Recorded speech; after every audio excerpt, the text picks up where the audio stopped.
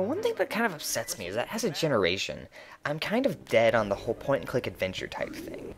Like, it's just, I can't play them and enjoy it. It looks like I think I got the professor downstairs using Fascination or something, because he usually doesn't leave that top floor.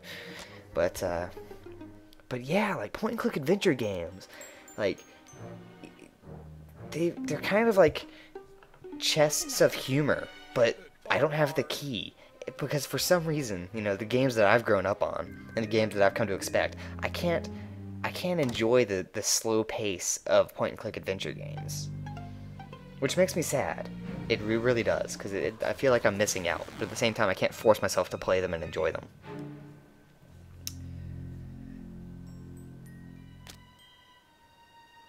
At least a large majority of them.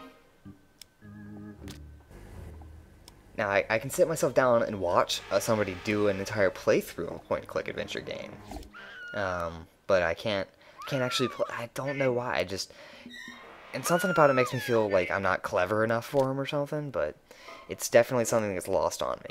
And if y'all didn't notice, people actually get scared by insane people. Like, when an insane person runs by a sane person, the sane person gets terror. Which is kind of funny in its own way. And, I believe that I set up Storm Talon on, like, on a monitor, and he starts casting Blackout, just because I like Blackout, and it starts opening the doors for me.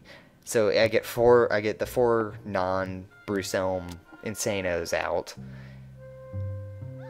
She looks like she's sitting on the bed. That's pretty cool. And so they're running around scaring people, which I think is funny. Especially because they run really fast in their straitjackets. And there's no rhyme or reason to their paths, because they're not actually supposed to be running around the hospital so much.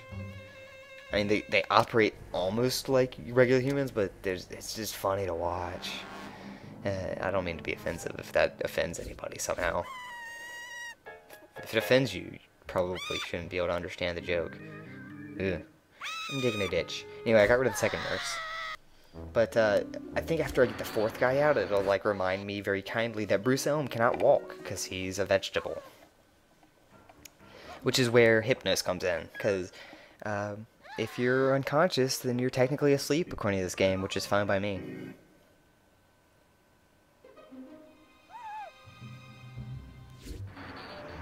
I think it's actually a good thing to scare the nurses away. I'm pretty sure that if I don't scare the nurses away, the nurses will actually round up the insane people and put them back in their cells. I don't think the orderlies will, though. I mean, they never attempted to in this run. And they're talking in insane. That's great. Well, they always talk in insane. I actually feel bad for insane people in the levels, because they can't actually be scared away. Like, no matter how much terror they have, they'll never actually run away from the haunting ground.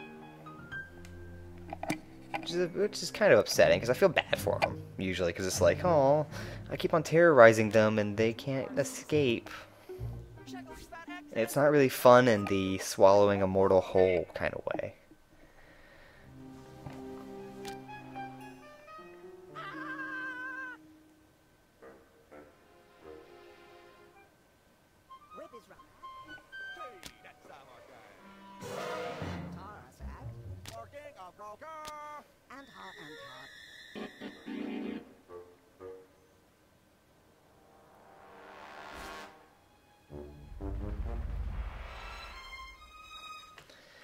I think I already talked about it in a vlog that's going to be heavily edited by Servbot. But I picked up Dragon Warrior 9, and I would highly recommend it to Dragon Warrior fans. I actually don't... I can't say for certain how much it'll appeal to non-Dragon Warrior fans, because I'm not a non-Dragon Warrior fan. I played the first and second ones when that compilation came out for the Game Boy Color, and I played the third one, but I never finished the third one for very complicated reasons. And then I missed all of the Dragon Warriors that took place on the PS1 and PS2, like 4 through 8. And I picked up Dragon Warrior 9 because it's on the DS. And I think a few of the Dragon Warriors actually got re-released on the DS, like 6 and whatever. Not that interested in getting that much Dragon Warrior. And I'm a huge fan of Dragon Warrior Monsters as well, which is pretty much like a... Well, it's, you know... It's Dragon Warrior, and you, rather than fighting with swords and stuff, you capture and train monsters from the games. You know, like having 3 slimes in your army, which is fun to do. And so it functions kind of like how you'd expect it to. It's a mix between Dragon Warrior and Pokemon. You know, monster catching game. But that's great too. I love those. I never played the original. The original was for like Game Boy regular, I think. But I played Dragon Warrior Monster 2, like the Kobe's adventure, and then there's the the girl as well, Cody. I think it's Cody and I can't remember the girl's name because I played as Cody, I believe. But those were also trying to do the whole like, you know, like, if your friend has the other game, then you and he can complete 100% that game. You'll totally do it, buy these games in pairs and stuff, which, not a terrible marketing strategy. I mean, Pokemon does that all the time. Like, without fail, whenever a new edition of Pokemon comes out, there's 2 of them, and eventually a 3rd gets made, just to add to the confusion. Like, what does the 3rd even add? Like, they started doing that with, yeah, with the very first generation. Like, you have Pokemon Red and Blue, and I think Red and Green in Japan.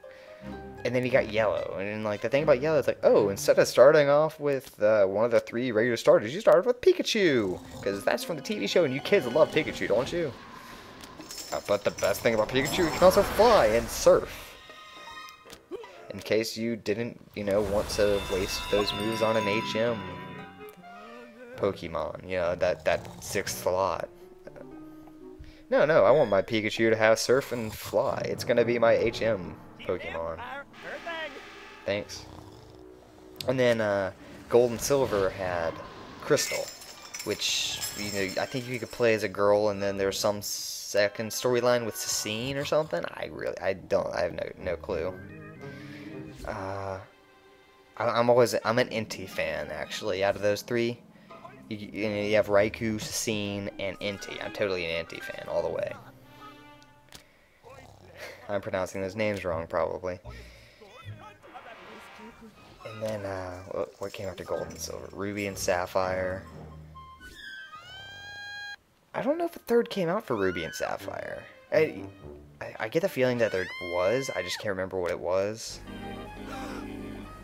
Fire Red and Leaf Green didn't. I don't believe, because those were remakes. And then Platinum was the 3rd one for Diamond and Pearl.